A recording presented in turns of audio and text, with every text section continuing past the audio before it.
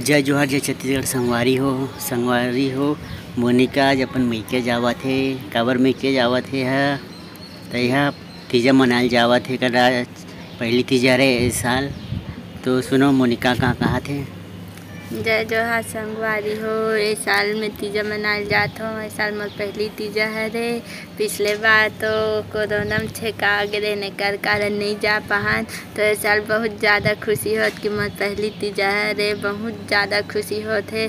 आप सब झन ला भी खुशी होत हो कि अपन अपन भाई घर अपन माँ घर तीजा जाबो करके। तो कमेंट करके बताओ कौन कौन ला बहुत खुशी होत है। जल्दी से बताओ कमेंट करके। और तीजा जात हो तेकर कारण तो हमन वीडियो नहीं बना पावन। तो थोड़ा इंतज़ार करना पड़ी आप मन ला। थैंक यू, धन्यवाद। तो हमारे वीडियो ला लाइक करो, शेयर करो, चैनल ला सब्सक्राइब करो। हमारे इसने माया दुलार देवत रहो, आगे भी बनाए रखो। और हम ला पूछते कि तुमन कौन सा गांव के हरो, कहाँ रहते हो, तो हमन बता देना चाहते हैं आप मन ला कि हमारे रायपुर, खास रायपुर हरे हमारा घर।